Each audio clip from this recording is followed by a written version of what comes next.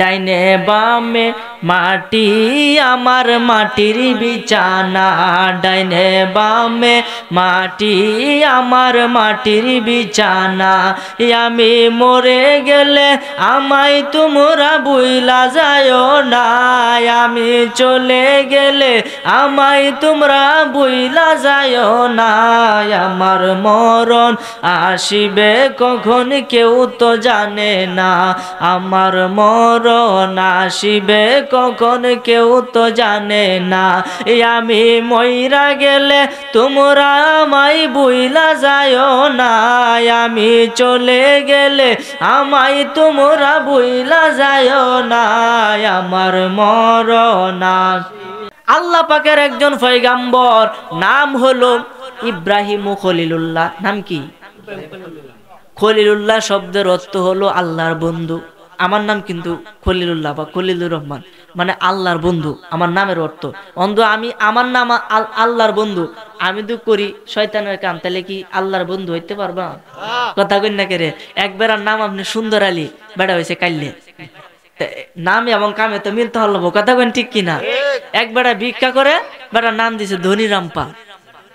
ধনী নাম তো ধনী, কিন্তু কামে নাই। এই কারণে আমার নাম খলিলুল্লাহ, আল্লাহর বন্ধু। মানে আল্লাহর বন্ধু নামের অর্থ। কামে যদি করি শয়তানের, তার কার বন্ধু হইয়া?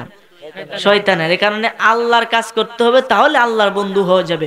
ওই ইব্রাহিম খলিলুল্লাহ তিনি দাওয়াত দিয়েছেন লা ইলাহা ইল্লাল্লাহ ইব্রাহিমু খলিলুল্লাহ, এইভাবে তিনি কালেমার দাওয়াত দিছে। ওই ইব্রাহিম আলাইহিস সালাম ছিল আল্লাহর বন্ধু। একদিন আল্লাহ তাআলা হযরত আজরাইল আলাইহিস সালামকে পাঠাইলেন তার জানকে কবজ করার জন্য। একটু মনোযোগ দেন রে বাবা। আল্লাহ তাআলা হযরতে আজরাইল আলাইহিস সালামকে পাঠাইছেন হযরতে ইব্রাহিম ও খলিলুল্লাহ জানটাকে কবজ করার জন্য। তখন আজরাইল গেছে, গিয়া বলতেছে, হুজুর আপনাকে তো আল্লাহ বলেছে যাইতে হবে, আপনার সময় তো শেষ, এখন আপনাকে মৃত্যুবরণ করতে হবে। তখন ইব্রাহিম আলাইহিস সালাম ওই আজরাইল আলাইহিস সালামকে একটা প্রশ্ন করছিল যে, ভাই আজরাইল, আমি চলে যাব ঠিক আছে, কিন্তু তোমার কাছে আমার একটা প্রশ্ন। তখন বলতেছে, হুজুর কি প্রশ্ন বলেন? তুমি কেলে আল্লাহর কাছে জিগাও। আগেকার নবীর আর আগেকার না, যে নবী যারা ছিল তাদেরকে কিন্তু আগে অনুমতি নিত যে তারা কি যাইবো গা নাকি থাকবো, আগে কথাটা কিন্তু তারা জিগাইতো। এরপরে তারা যদি না যাও গা, লয়ে যাও গা, তাহলে যান কবজ করতো।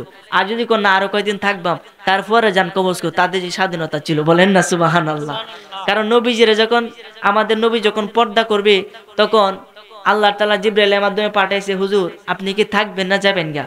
ক আমি তো যাই মেঘা, আমি আর কি থাকতাম না। ক আল্লাহ পাকের আরশে আজিমের ডান পাশে আপনাকে দাফন করা হবে, আপনি রাজি হলে আপনি আপনি আমার কাছে বলেন। তখন বলতে, আমার এতিম উম্মতরা কই থাকবো? সুবহানাল্লাহ কইতেন। সেই নবী বলে আমাদের মতো। বাবা রে, সেই নবী কেন রে বাবা? আমিও তো আপনার মতো না। কথা কোন ঠিক কিনা? আমার মুখ আপনার মুখ মিল আছে? আমার যে গুণ ক্ষমতা আপনার ক্ষমতা এটা আছে? আপনার যেটা আমার আছে নাই। এই কারণে কোনো মানুষে বা মানুষের মতো না, নবী তো দূরের কথা, নবীজি রূপে গুণে কাহারও মতো না। নবীজি ছিল সুঠাম দেহের অধিকারী, উঁচাও না লম্বাও না, মধ্যম আকৃতির মানুষ ছিলেন তিনি সুপুরুষ ছিলেন। তার মতো একজন এরকম আল্লাহর বান্দা পৃথিবী কিয়ামত হয়ে যায়, এরপরে তার মতো কেউ হতে পারবে না, বলেন না সুবহানাল্লাহ। ওনার 5টা সূরত, এর মাঝে 3টা হলো উল্লেখযোগ্য, সূরতে হাক্কি, সূরতে মালাকি, সূরতে বাশারি, বলেন না সুবহানাল্লাহ। সূরতে হাক্কি মানে খোদার সূরত, আল্লাহর সূরত। যখন তিনি ওই জগতে ছিলেন তখন তার সূরত ছিল মাওলার সূরত। যখন তিনি ফেরেশতার মধ্যে আসলেন তখন তার সূরত হলো সূরতে মালাকি মানে ফেরেশতার সূরত। তিনি যখন মানব এই পৃথিবীর মধ্যে আসলেন, মানুষের কাছে আসলেন, তখন তার সূরত হলো সূরতে বাশারি মানে মানুষের সূরত, বলেন না সুবহানাল্লাহ। এই জন্য মানুষের সূরত আপনি বলতে পারবেন না তিনি আমাদের মতোই। হুজুর আল্লাহ তো কোরআন মাজিদে কইছে, কুল ইন্নামা আনা বাশারুম মিসলুকুম, নবী আপনি বইলা দেন আমি তোমাদের মতোই মানুষ। কাফেরদেরকে কইছে, কাফেরদেরকে যেমন বলেন কাফের আর নবীজি কি সমান? কথা কই না কেরে? এটা তাফসির পড়লে বাবা বুঝবেন এটা কাকে বলা হয়েছে। এই জন্য আমি এই দিকে যাব না, মূল আলোচনার দিকে যাব। আপনাকে আমাকে আল্লাহর ওলি হইতে হবে, বন্ধু হইতে হবে। যদি বন্ধু হইতে পারেন তাহলে আপনার অনুমতি নিয়ে আজরাইল জান কবজ করতে পারবে, এর আগে পারবে না। যখন ইব্রাহিম আলাইহিস সালামের কাছে গেল, যাওয়ার পরে বলতেছে হুজুর আপনার সময় তো শেষ, আপনাকে চলে যাইতে হবে, আল্লাহ রাব্বুল আলামিন আপনাকে ডাক দিয়েছে। মাইকের সাউন্ড একটু বাড়ায়, মাইকের সাউন্ড একটু বাড়ায়। তখন এই আজরাইল আলাইহিস সালাম আল্লাহর কাছে গেছে। ইব্রাহিম আলাইহিস সালাম যে একটা প্রশ্ন করছিল, প্রশ্নটা নিয়ে গেছে, ডাক দিয়ে কয় মাবুদ তোমার বন্ধু তো একটা প্রশ্ন করেছে। কি? তুমি কি তার বন্ধু নাকি? অবশ্যই আমি তার বন্ধু। বন্ধু কি কখনো বন্ধুকে মারতে পারে? বলেন না সুবহানাল্লাহ। কথা বুঝছেন আমার? ইব্রাহিম আলাইহিস সালাম আল্লাহর বন্ধু, তো খলিলুল্লাহ মানে আল্লাহর বন্ধু। ইব্রাহিম আলাইহিস সালাম প্রশ্ন করছে আজরাইল আলাইহিস সালামকে যে তুমি যাও গিয়ে কওগা যে বন্ধু কখনো কি আরেক বন্ধুকে মারতে পারে? বলেন না সুবহানাল্লাহ। আচ্ছা আপনি আমার বন্ধু, আমার আপনি মারতে পারবেন? যতই আমি অন্যায় করি মারবেন আপনি? তখন আল্লাহ কন না না না, বন্ধু কখনো বন্ধুকে মারতে পারে না। যাও আজরাইল আরেকটা প্রশ্ন আমি খোদার পক্ষ থেকে তার কাছে নিয়ে যাও। হুজুর আল্লাহ তুমি আবার কি প্রশ্ন করবা? যে তুমি এই প্রশ্নটা, আল্লাহ একটা কথা বলছে, এই কথাটা লই আজরাইল আলাইহিস সালাম গেছে, গিয়া বলতেছে হুজুর আল্লাহ সালাম নেবেন। ঠিক আছে বলো আল্লাহ কি বলেছে? আল্লাহ তোমাকে একটা প্রশ্ন করেছে। কি প্রশ্ন করেছে? বন্ধু কি বন্ধুর সাথে সাক্ষাৎ করতে চায় না? বলেন না সুবহানাল্লাহ। বন্ধু কি বন্ধুর সাথে সাক্ষাৎ করতে চায় না? মন চায় না বন্ধুর সাথে দেখা করার? তখন তো ইব্রাহিম আলাইহিস সালাম বুঝা হায় রে, তো আল্লাহ তো আমারে মারতেছে না, আল্লাহ তো তার সাথে আমার দেখা করে যে তুই মরণ না, এটা তো সাময়িক, আমার এখনই লয়ে যাও। বলেন না সুবহানাল্লাহ। আমি আমার বন্ধুর সাথে এখনই দেখা করব। তাহলে সেই রকম বন্ধু হওয়ার দরকার আছে না নাই? কথা কোনে আছে না নাই? এই ইব্রাহিম আলাইহিস সালাম যে 40 দিন লাগাতে আগুনের ভিতরে থুয়ে দিছে, তো শিক্ষিত হইছে না? নমরুদে থুয়ে দিছে, উফরেতে ফুক কি উইরে গেল, ফুইরে আগুনের মধ্যে ফুটতো। আর এখানে 40 দিন রয়েছে, একটা পশমও ফুটছে না। দূর থেকে নমরুদে দেখে কিরে আগুন, তোরা আমি এত পূজা করি, এত ভক্তি করি তোরে, আর আজকে ইব্রাহিম রে তুই জ্বালাস না, তোর তেজ কই গেছে? আগুন আল্লাহর কাছে ডাক দিয়ে কয় আল্লাহ আমার জবানটা কইলা দাও। আল্লাহ ডাক দিয়ে কয় কুলনা ইয়া নারু কুনি বারদা ওয়া সালামান আলা ইব্রাহিম। বলেন না সুবহানাল্লাহ। আল্লাহ ডাক দিয়ে কয় আগুন তুই কার বান্দা, তুই কার সৃষ্টি? আগুন ডাক দিয়ে কয় আল্লাহ আমি তোমার সৃষ্টি। তুই কার কথা শুনবে, ওই নমরুদের নাকি আমার? খোদা তোমার। তাইলে তুই ইব্রাহিমের জন্য শান্তিময় ঠান্ডা হয়ে যা। এই কথাটা কইয়া অন্তরে তদবির শিখানি সময় না। এই যে আয়াতটা কইলাম এটা 7 বার কয়ে দিই, কোনোখানে আগুন লাগে বালুর মাঝে ফু দে, 7 বার কয়ে ফু দে, বালু দিয়ে চিত্রাই দিবেন, আগুন নিভাই দিব কে? বলো। নবীজি কইছে ফিতনার যুগে 73টা দল হইব, এর মাঝে একটা দল 71 দল, একটা দল বেহেশতে যাবে, 72 দলে জাহান্নামে যাবে। তখন সাহাবীরা যে হে রাসূলুল্লাহ একটা দল যে বেহেশতে যাইব এরা কেলা? এরা হইছে আমি এবং আমার সাহাবেরা অনুসরণ যারা করে তারাই যাবে বেহেশতে, এবং সাহাবী এবং নবীজির অনুসরণ যে দলটা করে এই দলটার নামই হলো আহলে সুন্নাত ওয়াল জামাত। বলেন না সুবহানাল্লাহ। এই জন্য আমরা তো সকলে একই পথের যাত্রী, আমরা তো সকলে কবর দেশে যেতে হবে। এই জন্য কেন আমরা দলাদলি করব? আসুন আমরা সবাই এক হয়ে যাই, এক হইলে বাতিলরা আমাদের সামনে মাথা উঁচু করে দাঁড়াতে পারবে না। এই জন্য আমার ভাইরা বাবারা বন্ধুরা, আল্লাহর ওলি আপনাকে আমাকে হইতে হবে, আল্লাহর বন্ধু হইতে হবে। যদি আপনি আল্লাহর বন্ধু না হন তাহলে কবরে গেলে আপনি ফেরেশতার বাড়ি খাইবেন, যে ফেরেশতা চোখকে দেখে না, কানে শুনে না, বিশাল দেহের অধিকারী, হাতের মধ্যে একটা লোহার মুগুর থাকবো, আপনার রাত দিন 24 ঘন্টা পিটাইবো। ওই 3.5 হাত কবরের মধ্যে 70 থেকে 99টা সাপ কবরে চলে আসবে, কবর ভরে যাবে। কবরের ভিতরে জাহান্নামের আগুন ধাউ ধাউ করে জ্বলা শুরু করবে। আপনি ডানেও যেতে পারবেন না, এরপরে বামেও যেতে পারবেন না, উপরেও না নিচেও না। এই কবরের ভিতরে আপনি বন্দী হয়ে যাবেন, কারণ কবরের ভিতরে চতুর্দিকে শুধু মাটি আর মাটি। কথা বলেন ঠিক কিনা?